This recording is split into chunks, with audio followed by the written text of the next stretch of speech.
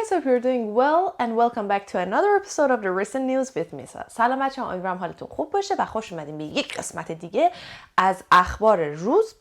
And in today's lesson we're going to be talking about coronavirus. و توی درس امروز میخوایم راجع به کرونا ویروس با هم دیگه صحبت بکنیم. اما اگر که دکمه قرمز سابسکرایب روش کلیک بکنین و زنگوله بغلش رو هم بزنین، شما همیشه اول نفری خواهید بود که ویدیو ما رو میبینید، لذت ببرین و کلی مطالب آموزشی خوب ازش یاد میگیرین.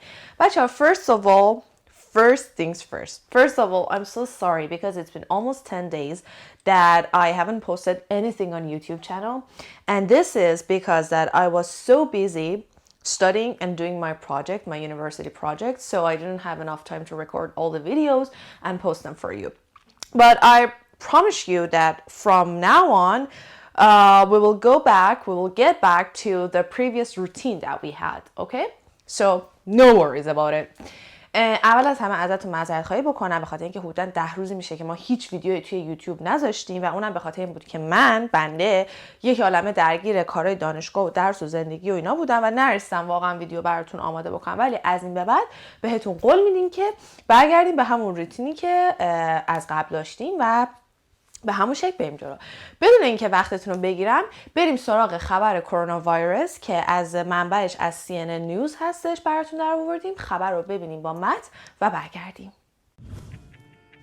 As the coronavirus continues to spread, leaving entire cities on lockdown and millions under quarantine in China, I want to know how reporters are getting accurate information from the epicenter.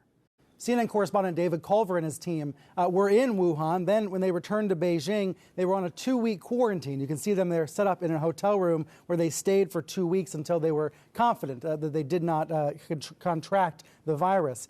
Now they are still in Beijing, continuing their reporting, and David Culver is joining me now from the city. So David, how do we find out what's going on in Wuhan on a daily basis? How do you get information from the epicenter of this outbreak?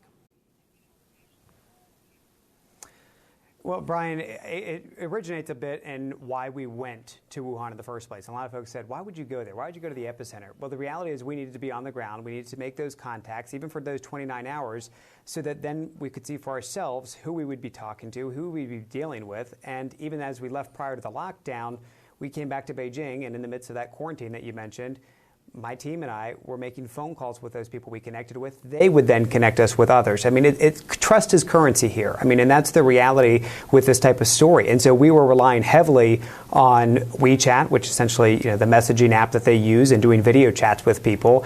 But that's something that we've continued even from here in our Beijing bureau because of the lockdown. The logistics of getting back there, really getting around China, has become increasingly difficult.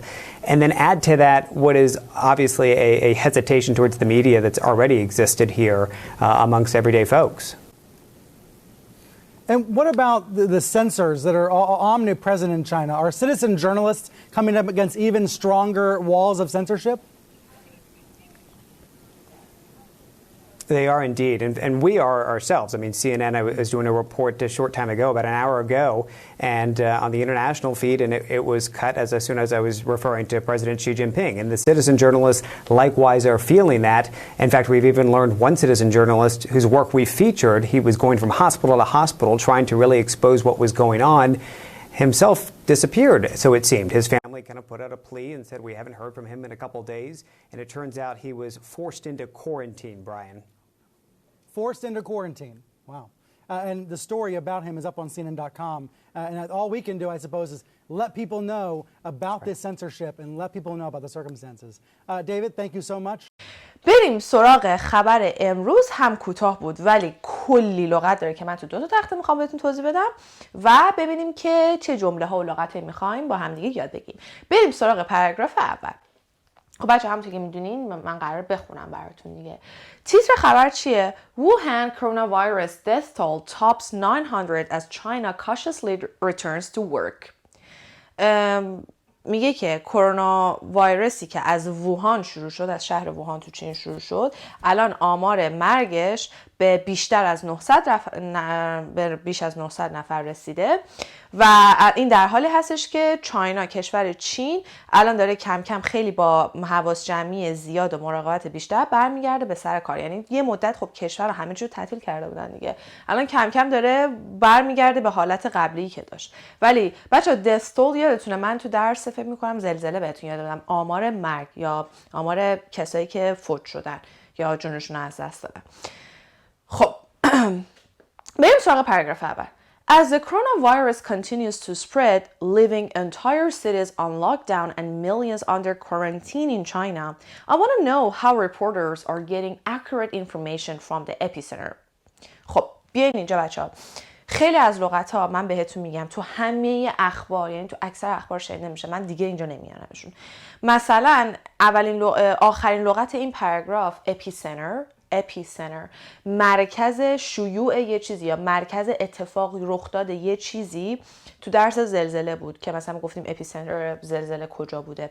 پس اپیسنتر اینجا براتون ننوشتم. اپیسنتر میشه مرکز شیوع یا مرکز اتفاق یه چیزی. خب The virus continues to spread. The coronavirus، بچه ها کرونا میگن، کرونا هم میگن، جفتش هم درسته. coronavirus سریعتر بخوایم بگیم میشه coronavirus. The coronavirus continues to spread. خب continue که یعنی ادامه دادن. در حالی که ببینین جمله با شروع میشه تو پاراگراف. As the coronavirus continues to spread، در حالی که ویروس کرونا ادامه پیدا میکنه به spread. Spread means to reach, to cover a wider area. یه جایی رو کاور بکنه، یه جای عظیم رو کاور کردن یا به یه جای عظیم رسیدن یعنی چی؟ شیوع پیدا کردن. من آسان ترین سینونیمایی که میتونستم براتون بیارم آوردم. شیوع پیدا کردن. پس در حالی که کرونا ویروس ادامه پیدا میکنه به شیوع، برگردیم رو متن. میخوام یه چیزی رو بهتون نشون بدم. As the coronavirus continues to spread, leaving entire cities on lockdown and millions under quarantine in China. بچه‌ها میخوام اینو براتون یک سوال بذارم. بیاین اینجا. میخوام براتون یه سوال بذارم. این جمله نمیتونیم بهش بگیم. میتونیم بهش بگیم که شما چند تا قالب داشتیم دیگه. یکی sentence داشتیم، یه جمله داشتیم، یه فریز داشتیم، یه کلاز داشتیم. اینو میتونیم بیشتر به کلاز ربطش بدیم. این living entire cities میخوام ازتون بپرسم سوال، چون قبلا خیلی راجع بهش رفتم. نقشش تو جمله چیه؟ اصلا به من بگین که این چیه تو جمله، چه نقشی داره و چی کار داره میکنه، چون فاعل و اینا نداره اولش دیگه. جمله با لیوینگ شروع میشه، با فعل شروع میشه. به من بگین این جمله، این دوتا جمله که بین دوتا کاما اومده چیه؟ نقشش تو جمله. اینو برام پایین کامنت بکنید. خب حالا living, the virus is leaving the entire cities on lockdown. این جمله یکی که تو متن داریم ولی من این جمله رو اینجوری براتون نوشتم. The virus has left the entire cities on lockdown. The virus has left the entire cities on lockdown. من فقط میگم اون جمله چون ازتون پرسیدم چیه نمیخواستم توضیح بدم، اینجا یه کوچولو عوضش کردم. ویروس کل شهرها رو یا خیلی از شهرها رو، یعنی همه قسمت‌های شهرهای مختلف رو has left on lockdown. What's the meaning of lockdown? Lockdown is a whole word. Lockdown together. There is no space here. Lockdown. A situation in which people are not allowed to leave or enter a place. A situation in which people are not allowed to leave or enter a place. شرایطی که یک کسی نمیتونه به جایی وارد بشه، نمیتونه از جای خارج بشه. واقعا کلمه فارسی شدم، چون یه چیز دیگه هم میخوام اینجا بهتون یاد بدم. این با اون فرق میکنه. دیدین توی یه سری فیلم‌های زامبی اینا یا مثلا این فیلمایی که نشون میده یه ویروسی میاد شهرها رو میبندن، اون شرایط میشه لاکداون. یا مثلا کل یه آپارتمان رو اجازه ورود و خروج نمیدن، اون میشه لاکداون. حالا میتونه مردم اون شهر مردم مریض باشن یا میتونن مردم سالم باشن، در هر صورت چون راه ورود و خروج بسته میشه یعنی تو حالت لاکداون قرار گرفتن. پس میگه the virus، این ویروسه has left the entire cities on lockdown. همه شهرها رو تو حالت لاکداون گذاشته. has left گذاشته، ترک کرده معنی نمیده، گذاشته است. جمله‌مون هم که present perfect هستش که راجبش براتون توضیح دادم. پس to leave something on lockdown, to leave a city on lockdown, to leave a building on lockdown، یعنی اون سیتی، اون بیلدینگ رو تو حالت لاکداون گذاشتن. نمیدونم چیه واقعا، معنی فارسیش نمیدونم چی میشه. خب حالا توی قسمت بعدیش میگه که and millions under quarantine. millions under quarantine. بچه لطفاً خواهش میکنم به حرف اضافه هایی که توی اینا استفاده میشه دقت کنید. حرف اضافه هایی که از قسمت های مهم زبان هستن. on lockdown, under quarantine. بچه quarantine همون قرنطینه است. خیلی شبیه لغت فارسیشه. بریم سراغ پاراگراف دوم. CNN correspondent David Culver and his team were in Wuhan, and then when they returned to Beijing, they were on a 2-week quarantine. You can see them are set up in a hotel room where they stayed for 2 weeks until they were confident that they did not contract the virus. خب قبل از اینکه برگردیم بچه‌ها، چون می‌بینید فقط قسمت آخرش براتون راحته، میگه که آقای دیوید کولور که یکی از حالا خبرنگارهای CNN هستش و تیمش in Wuhan در شهر ووهان and then when they returned to Beijing وقتی که برگشتن به بیجینگ they were on a 2-week quarantine. بردنشون توی یه قرنطینه 2 هفته چون رفته بودن ووهان بچه اپیسنترش بوده دیگه. دقت بکنین on a 2-week quarantine. بچه این 2 weeks غلطه ها. میدونین چرا؟ چون 2 week الان اینجا نقش صفت رو داره، کلن خودش یه adjective phrase هستش. on a 2-week quarantine نمیگیم 2 weeks quarantine. مثل 5 minute انگلیسی من هست که میگم welcome back to 5 minute English. اون 5 minute میشه صفت. مثل a 2-year-old girl یه دختر 2 ساله، یه قرنطینه 2 هفته. You can see them are set up in a hotel room where they stayed for 2 weeks until they were confident that they did not contract the virus. همونطوری که حالا تو ویدیو دیدین دیگه. البته تو ویدیو که نه، توی متن خبر میگه که حالا همونطوری که توی ویدیو دارین میبینین توی یه اتاقی تو هتل گذاشتنشون برای 2 هفته تا زمانی که مطمئن شدن که اینا ویروس رو کانترکت نمیکنن. برگردیم. Until they were confident that they did not contract the virus. بچه to contract the virus, to contract the disease means to catch an illness or to catch a disease. یه ویروس یا یه بیماری رو وقتی کانترکت یعنی چی؟ قرارداد. وقتی قرارداد بندیم یه چیز 2 طرف هست، یکی میده یکی میگیره، درسته؟ دقیقاً وقتی کانترکت رو برای ویروس دیزیز استفاده میکنیم همین معنی میده، یعنی کسی که مبتلاه به کسی که مبتلا نیست ویروس بده و اونی که مبتلا نیست ویروس رو بگیره. این میشه کانترکت کردن ویروس. پس تا توی هتل 2 هفته نگهشون داشته بودن تا زمانی که مطمئن شدن که این افراد، این خبرگزارا، یعنی آقای کولور و تیمش که رفته بودن ویروس رو کانترکت نمیکنن، یعنی باعث نمیشن که ویروس رو به کسی نمیدنش، باعث نمیشن کسی بیماری بگیره یا بده. اینجوری یعنی مطمئن بودن که حالشون خوب شده. این از این. خیلی پرکاربرد تو محاوره نیست ولی توی خبرها زیاد میشنوینش. بچه‌ها معمولا واژه‌ها و لغات‌ها و گرامری که تو خبر استفاده میشه یه فرمت خاصی داره، زیاد ممکنه بشنوینش. خب پاراگراف دومش که خیلی آسون بود، بریم سراغ پاراگراف سوم. Now they're still in Beijing continuing the reporting and David Culver is joining me now from the city. میگه الان همچنان توی بیجینگ هم و دارن کار ریپورتشون رو انجام میدن. Beijing continuing their reporting. کار گزارششون رو انجام میدن. And David Culver is joining me now from the city. و الان از شهر همون بیجینگ دیوید کولور داره به من ملحق میشه. Is joining me now. خب. So David, how do we find out what's going on in Wuhan on a daily basis? خب دیوید ما چجوری بفهمیم که هر روز چه اتفاقی داره تو ووهان میفته؟ بچه من این لغت رو این عبارت رو خیلی استفاده میکنم. زیاد احتمالا از من شنیدین. On a daily basis یعنی هر روز، روزانه. Frequently, constantly نمیتونیم بگیم ولی every day. On a daily basis یعنی یه چیزی که هر روز اتفاق میفته. اینو حتما یادش بگیرین. On a daily basis. How do you get information from the epicenter of this outbreak? شما چجوری اطلاعات این outbreak که الان میگم چیه رو از مرکزش میگیریم. بیاین اینجا بچه ها. Outbreak چیزی که هایلایت میکنم معنیش رو فارسی نمیگم. Outbreak means listen. How do you get information from the epicenter of this outbreak? Outbreak is a whole word. Like outbreak, no. There is no space here. Outbreak, one word. A time when something begins, especially a disease or something else. یک تایم or a specific time. یه تایم مشخصی که یه چیزی شروع میشه به خصوص یک بیماری یا یه چیز دیگه.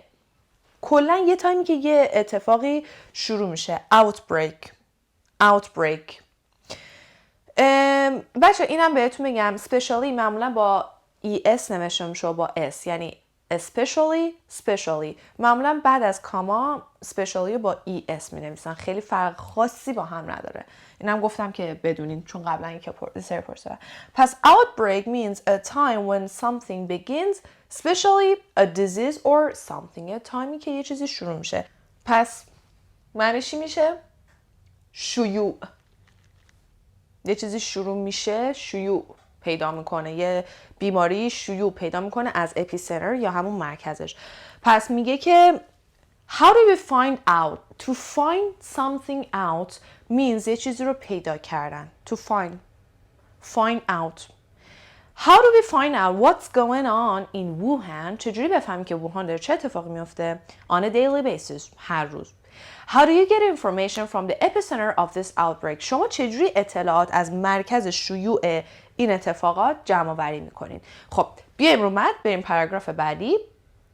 Well, Brian, دیوید تو براین هم دوتا خبرنگار به هم دیگه میگن. It originates a bit in why we went to Wuhan in the first place. بچه‌ها originates in something یعنی وقتی یه چیزی میگیم originate in something یعنی برمیگرده. علتش برمیگرده به این که اینجوری معنیش میکنیم. Or it goes back to میتونیم مثلا یه سینونیم اینجوری بهش بدیم.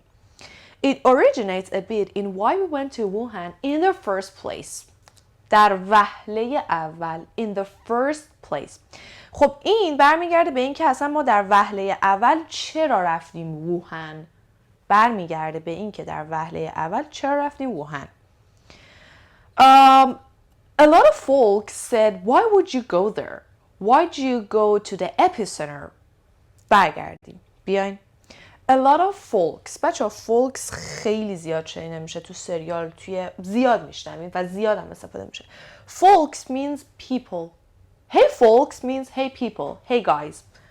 به حالت دوستانه تر و مؤدبانه تر نسبت به guys داره. Folks means people. حالا دقت بکنید یه نکته میخوام بهتون بگم. بچه ها my folks اگر my بذاریم اولش نمیشه مردم من. میشه my parents خانواده من. مثلا I should get back home early tonight. My folks are waiting for me. من امشب باید زود برگردم خونه. My folks are waiting for me. خانواده‌ام منتظرم. پس my folks means my parents. خانواده‌ام. ولی folks خالی میشه people مردم. A lot of folks said یک عالمه از مردم گفتن. بچه دقت کنیم a lot of نمیگیم. A lot of انگار of به شوا تبدیل میشه. A lot of folks, a lot of people, a lot of books, a lot of time, a lot of markers. میبینین of نمیشنوین. خیلی از آدما گفتن که why would you go there? من میخوام اینجا یه چیزی براتون توضیح بدم که پای تخته ننوشتم. خیلی ها پرسیده بودین. من فکر کنم توی یه قسمتی از یه جمله استفاده کرده بودم که جمله‌م این بود Why would you do that? اینو زیاد میشنوین. بچه‌ها اینجا میگه که why would you go there. وقتی شما دارین راجع به یه آینده‌ای صحبت میکنین که مطمئن نیستین، یعنی یه آینده هنوز اون آینده است دیگه، اتفاق نیفتاده و شما مثلا مطمئن نیستین ازش، معمولا از would استفاده میکنیم. would زیاد بچه‌ها، would خیلی کاربرد در زبان انگلیسی داره، خیلی زیاده و خیلی خوبه که یادش بگیرین. مثلا دوستت میاد میگه که you lied to me، تو به من دروغ گفتی، بعد تو میگی no why would I do that. Why would I do that؟ چرا باید یه همچین کاری بکنم؟ یعنی چی؟ یعنی من نکردم، تو آیندم هم نمی کنم. نمیدونم بچه چجوری براتون توضیح بدم، ولی آینده نامطمئن، وقتی uncertain هستین، وقتی مطمئن نیستین راجع به آیندهتون، نمیدونین چه اتفاقی تو آینده میفته. شاید یهو یه اتفاقی بیفته شما مجبور یه دروغ مثلا مصلحتی به دوستتون بگین. معمولا آینده نامطمئن در زمان حال خیلی استفاده میشه. Why would I do that؟ چرا باید یه همچین کاری کنم؟ Why would you do that؟ تو چرا باید یه همچین کاری کنی؟ حالا اینجا رو ببینیم، میگه خیلی از مردم به ما گفتن چرا باید برین اونجا؟ Why would you go there? Why would you go there? چرا باید برین؟ اون موقع هنوز نیومده بودن چاینا دیگه، درسته؟ چرا باید برین چاینا؟ چرا باید یه همچین کاری رو بکنین؟ Why'd you go to the epicenter؟ چرا باید برین به مرکز شیوع این بیماری؟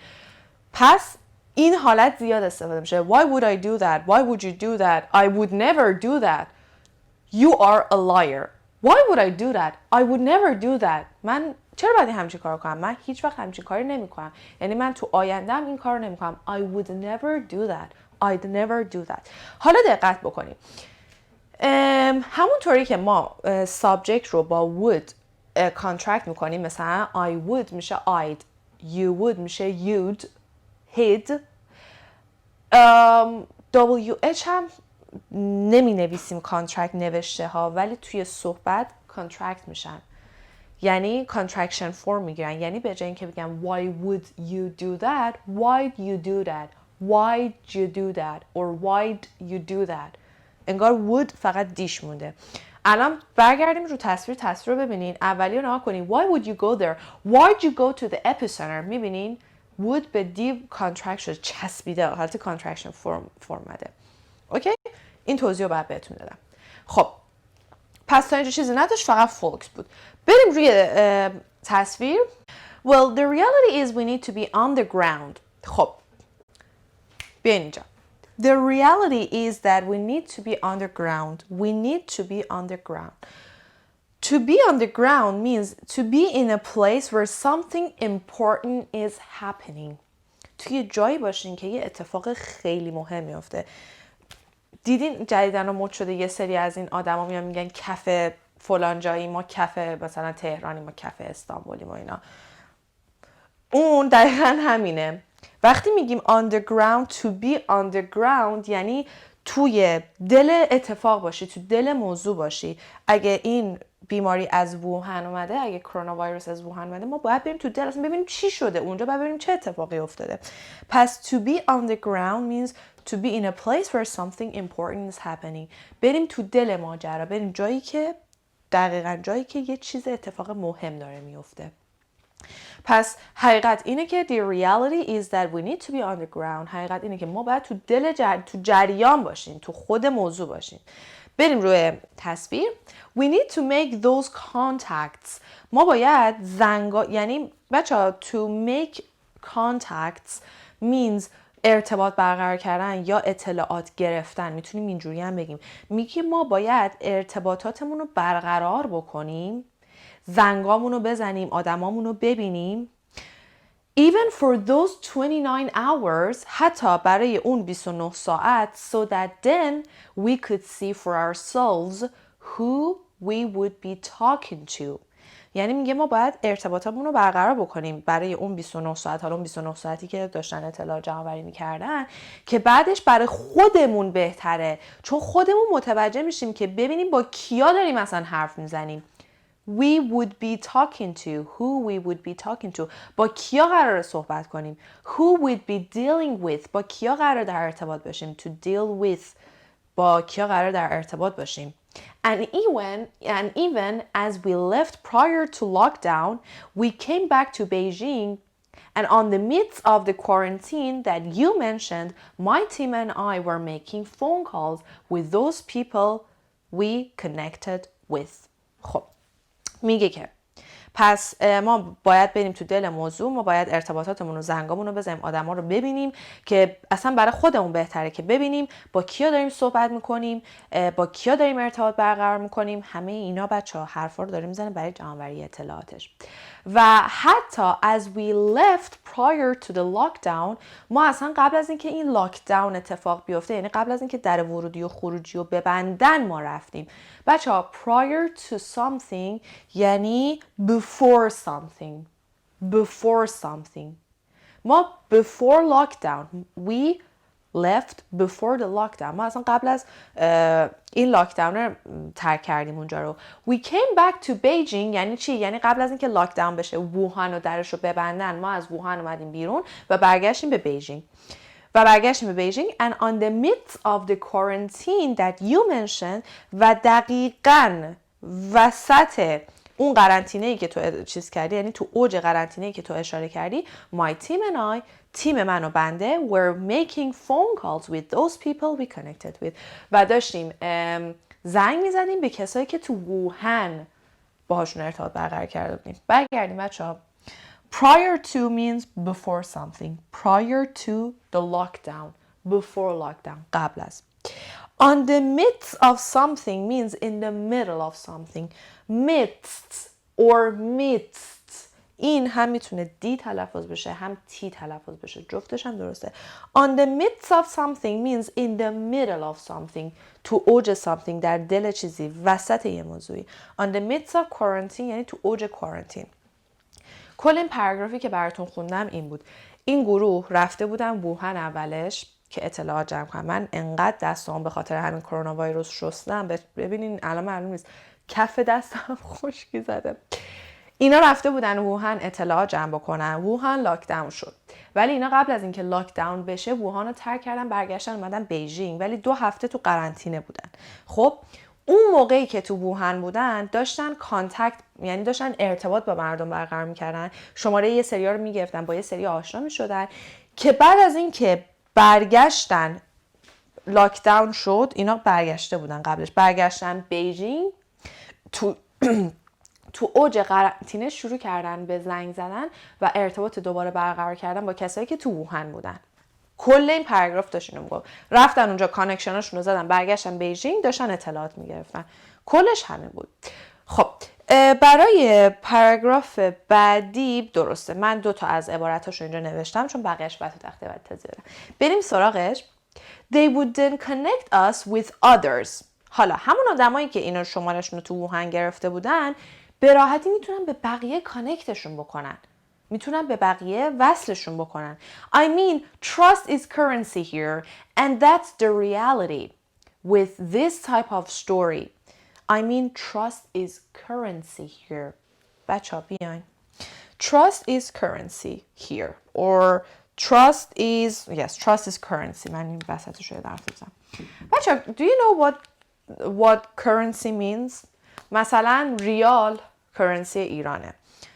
مثلا US دلار کرنسی آمریکاست. CA دلار یا Canadian دلار کرنسی کشوره کاناداست. کرنسی با ارزش ترین چیز یک کشور دیگه، پول یک کشوره، یعنی ارزش یک کشوره. وقتی توی این مدل جمله توی زبان بیزنس خیلی استفاده میشه. وقتی میگیم یه چیزی کرنسیه یعنی اون چیز خیلی ارزشش بالاست و خیلی ارزشمنده. Trust is currency یعنی trust is what matters. اعتماد چیزیه که مهمه، چیز با ارزش اینجا الان اعتماده. پس وقتی میگیم یه چیزی کرنسیه یعنی چی؟ ارزشش بالاست. حالا میگه توی همچین داستانای این شکلی trust یا اعتماد مهمترین چیزیه که مردم میتونن داشته باشن. همین زنگ زدن، همین که اینو وصل میکنه به کس دیگه. و برگردیم. So I mean trust is currency here and that's the reality with this type of story. And so we were relying heavily on WeChat, which is essentially, you know, the messaging app that they use and doing video chat with people. خب we were relying heavily on. بیاین اینجا. To rely on somebody or something, to rely on somebody or something means to need a particular thing or to help or the help and support of somebody. وقتی به یه چیزی یا یه کسی rely میکنین یعنی اون چیز اون شخص رو خیلی لازمش دارین، حالا یا کمکش رو میخواین یا ساپورتش رو میخواین ولی وابسته این. میتونیم بگیم یه جورایی سینونیم it depends on something, it relies on something, it depends on something. یه جورایی. خب حالا میگه ما به شدت وابسته بودیم، یعنی به شدت داشتیم از ویچت استفاده میکردیم، یعنی تمام روابطمون بستگی داشت به ویچت، چون نمیدونم میدونی یا نه توی چین بچه‌ها همه چی فیلتره، همه چی تو چین فیلتره، تلگرام، واتساپ، یوتیوب، همه چی، اصلا هیچی ندارن چون خودشون اپلیکیشن های خاص خودشون. حالا ویچت بازه دیگه، ویچت فیلتر نیست. بعضی ویچت برای ویدیو کال و تماسشون استفاده میکردن. سو میگه که the messaging app that they use and doing video chat with people. این اپیه که اونا برای مسیج دادن استفاده میکنن و برای ویدیو چت ما با مردم استفاده میکردیم. خب این از قسمت اول، تخته اول. بریم با تخته دوم برگردیم. خب بچه خوش اومدیم به تخته دوم. توی تخته قبلی آخرین چیزی که راجع به صحبت کردیم این بودش که از ویچت برای ارتباط برقرار کردن و اطلاعات گرفتن استفاده میکنن. بریم توی همون پاراگراف قسمت بعدیش رو با هم دیگه بخونیم. But that's something that we've continued to even from here in our Beijing bureau because of the lockdown and the logistics of getting back there. Really getting around China has become increasingly difficult. خب تا اینجا داشته باشین. میگه که but that's something، اما این چیزی هستش که that we've continued to even from here، که ما داریم انجامش میدیم از اینجا، یعنی چند مدته که داریم ادامهش میدیم از اینجا، حتی از اینجا from here in our Beijing bureau. از بچه بیورو یعنی یک مؤسسه که وابسته به چیز دیگه، یه دفتری که وابسته به یه جای دیگه است. وقتی میگه بیجینگ بیورو یعنی اون دفتر یا اون سازمانی که یا زیر نظر یا تحت نظر سازمان اصلی است که مثلا چه میدونم تو آمریکاست، حالا دفترشون تو بیجینگ. این بیورو معنیش اینو میده، معنیش اینه از دفترمون تو بیجینگ because of the lockdown، به خاطر این بستن، این لاکداونی که به وجود اومده and the logistics of getting back there. بچه ها لاجستیکس یعنی برنامه ریزی که برای یه کاری انجام میشه و میگه که برنامه ریزی ما برای برگشتن به اونجا really getting around China، یعنی دوباره برگردیم تو دل اتفاقات چین has become increasingly difficult، خیلی برامون سخت شده. خب یه دقیقه بیاین بچه ها، بیورو رو داشتیم، به چیزش نگاه کنین، دیکتش بیورو an organization or the organization which collects information and it's related to the mother organization. It's better to say it like this. پس اون سازمانی که اطلاعات جمع آوری میکنه و وابسته است به سازمان مادر یا parent organization یا اون organization اصلی.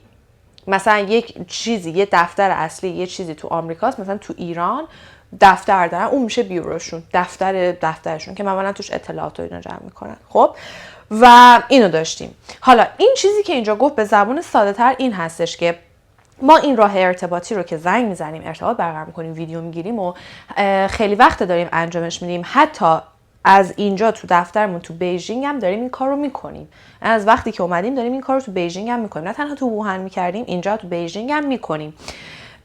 به خاطر این لاکداونی که به وجود اومده، به خاطر این لاکداونی یادتونه اینجا نوشته بودم، این بستنی که به وجود اومده، ما نمیتونیم ورود و خروج بکنیم، احتمال اینکه ما بخوایم برگردیم بریم اونجا خیلی کمه، برگردیم بریم توی ووهان و خیلی برامون سخت شده. It has become increasingly difficult. بچه‌ها دقت کنین، توی درس قبلی اخبار خیلی راجع به اینا براتون صحبت کردم. Increasingly difficult، وقتی قبل از یک صفت یه adverb میاریم، داره صفت رو تشدید میکنه. adverb نه تنها فعل رو تشدید میکنه بلکه حتی صفت رو هم میتونه تشدید بکنه، توضیح اضافه بده. وقتی میگیم increasingly difficult یعنی سختی بسیار زیاد، سختی که داره هر روز هم بیشتر میشه. increasingly adverb difficult صفت. بریم رو متن. So has become increasingly difficult and then add to that و همچنین به این اضافه اگه بخوام به این اضافه کنم add to that یعنی add to this information اگه بخوام به این اطلاعات اضافه کنم what is obviously a hesitation towards the media that already existed here amongst everyday folks. What is obviously a hesitation. بیاین اینجا. A hesitation. بچه hesitation means the act of pausing before doing something specifically when you're nervous or stressed. وقتی قبل از اینکه بخواین یه کاری رو بکنین hesitate میکنین فعلش hesitate هستش. Hesitate is the verb. The noun is hesitation. For example, you want to give a presentation to a very big crowd and before going on the stage, you hesitate. I don't know, should I go? Oh, I don't know, I'm stressed. مثلا میخواین یه پرزنتیشن بدین به یه جمعیت بزرگ قبل از اینکه برین روی استیج هزیتیت میکنین، تردید میکنین، برم نرم، به خاطر استرس و نروسنس. پس the act of pausing before doing something. و میگه what is obviously a hesitation و اون چیزی که اون دلیل اصلی و دلیل مشخصی که یه تردید برای towards the media برای مدیا همین کسایی که خبر تولید میکنن هستش that already existed here amongst everyday folks. معنی این جمله اینه چون اگه این جمله رو بخونین نمیفهمین خب منظورش چیه اون چیزی که برای مدیا هزیتیشن باعث تردیده خیلی وقت اینجا وجود داره یعنی چی؟ خیلی از گزارشگران نخواستن برن تو چین که گزارش بگیرن به خاطر این ویروس خیلی خیلی کانتیجس بود، خیلی واگیردار بود، نمیرفتن و میگه که این یه هزیتیشن برای مدیا شده بود، یک تردید واسه مدیا شده بود، نمی اومدن اینجا و این تردید خیلی وقته که یعنی این علت این تردید که همین ویروسه الان خیلی وقته که مردمش دارن توی اینجا باهاش دست و پنجه در میکنن. everyday folks، دوباره folks رو داریم مردم. اوکی؟ خب بریم سراغ قسمت بعدی. یه لغتی داره که من مطمئنم خیلیاتون تا حالا نشین. بریم سراغش. خب دوباره برمیگرده رو برایان که همون اولین نفری بود که حالا داشت راجع به صحبت میکرد. ازش میپرسه And what about the censors that are omnipresent in China? Are citizen journalists coming up against even stronger walls of censorship? خب And what about the censors that are omnipresent in China? بچه‌ها توی چین خیلی ها خبر رو سانسور کردن یا همون سانسورش کردن، نمیخواستن مردم دنیا بفهمن. حالا بعد بهتون اطلاعات اضافه هم میدم. حالا ازش میپرسه که پس این سانسورهایی که الان توی چین آمنی پرزنته چی میشه؟ بیاین اینجا. آمنی پرزنت بچه‌ها آمنی یه پرفیکس هستش. خب این خودش یه پرفیکسه. آمنی به عنوان یه پرفیکس، آمنی as a prefix means everywhere and every time. آمنی به عنوان یه پرفیکس یعنی چیزی که وقتی به یه لغت اضافه میشه باعث میشه که اون لغت همه جا باشه، در هر لحظه ای باشه. یعنی این اضافه میکنه این معنی رو به اون لغت میده که این اتفاق حالا این لغت بعدی همه جاست، در همه زمانها وجود داره. حالا present که میدونین دیگه، حال حاضر. Omnipresent means having an effect everywhere at the same time. Everywhere at the same time. یعنی یه چیزی که حاضره در همه لحظه ها در حال حاضر. الان در حال حاضر چه چیزی توی چاینا آمنی پرزنته؟ همین ویروس، هم این سانسورهایی که دارن انجام میدن. پس آمنی پرزنت. مثلا من یه لغتی رو یه جا خیلی وقت پیش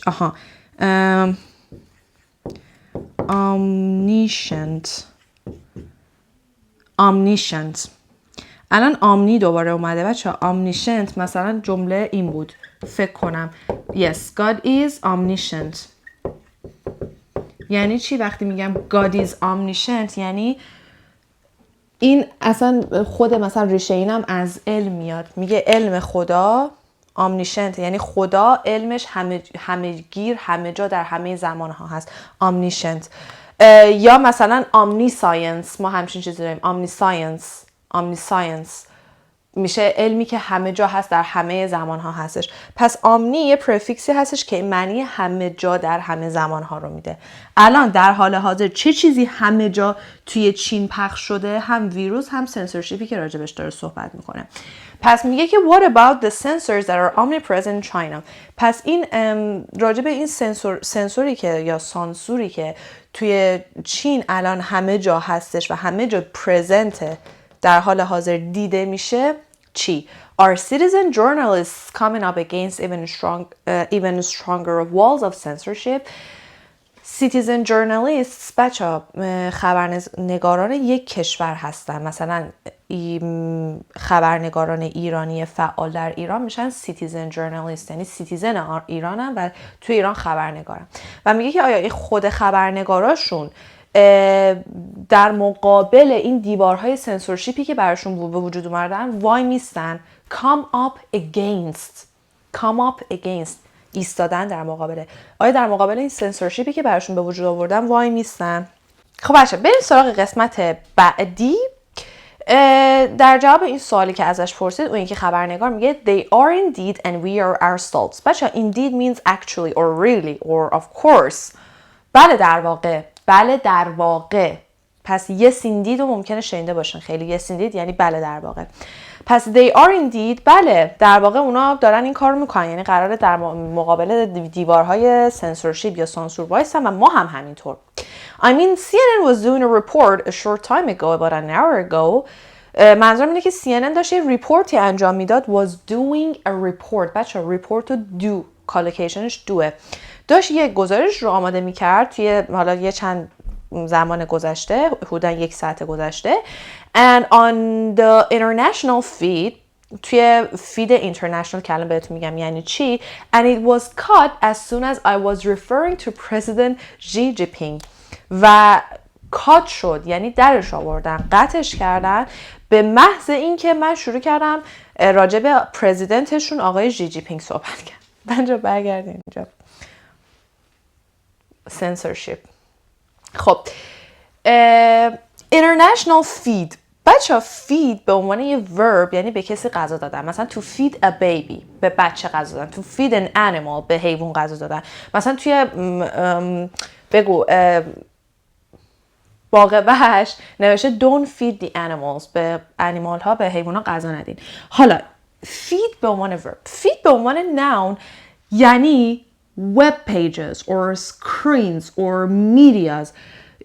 یا مثلا نمیدونم حالا چند تاتون مثلا فیسبوک دارین، توییتر دارین، اون صفحه خود اصلی توییتر که شما هی مثلا پست میذارین، چه میدونم چیزای مختلف میذارین، اون فید توییتره، بهش میگن توییتر فید or فیسبوک فید، فیسبوک وب پیج، فیسبوک سکرین.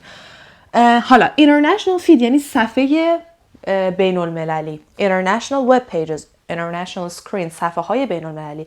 میگه ما داشتیم CNN داشت یه ریپورتی انجام میداد راجع به همین اتفاقا و در حوزه international feed توی صفحه های بین المللی و من زمانی که اومدم گفتم پرزیدنت ژی جی پینگ یعنی همون پرزیدنت کشور چین، ویدیو برداشتن، کاتش کردن، گفتن اصلا دیگه نمیتونی ازش استفاده بکنیم. این بهش میگن چی؟ censorship یا همون سانسوری که داشت راجبش صحبت کرد. خب بریم سراغ پاراگراف بعدی. هیچی نداره، فقط میخونیم، ترجمه میکنیم.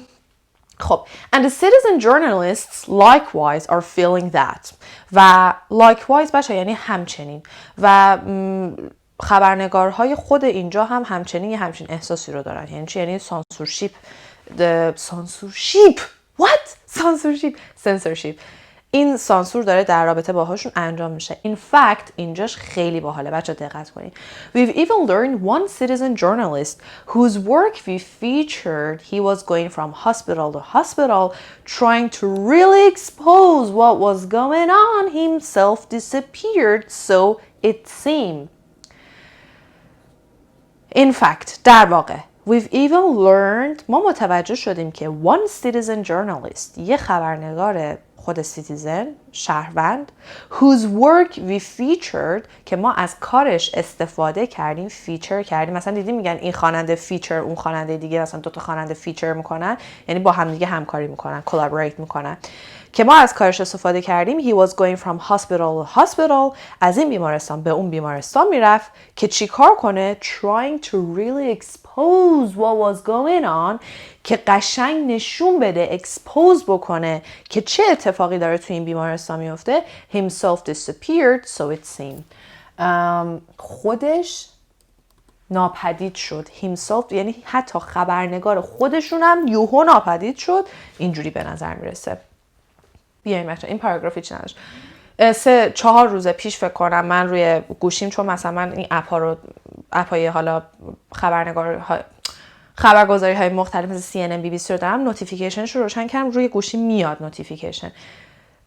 یهو دیدم که زده که اون پلیس اون دکتری که برای بار اول خبر کرونا ویروس رو نزدیک 2-3 ماه پیش فکر کنم زده بود توی دیسمبر اور نوامبر خبرشو گفته بود، خیلی حالا مرده بنده خدا. حالا معلوم نیست تا اون موقع CNN نوشته معلوم نیست که یا واقعا کرونا ویروس گرفته مرده یا چه اتفاقی براش افتاده، ولی کشته شد.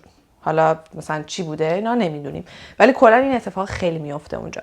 خب این اتفاقا زیاد میفته. بریم سراغ پاراگراف بعدی که پاراگراف آخر چیز خاصی هم نداره، ولی یکی دو تا چیز خوب داره که میخوام باهاتون به اشتراک بذارم. بریم ببینیمش.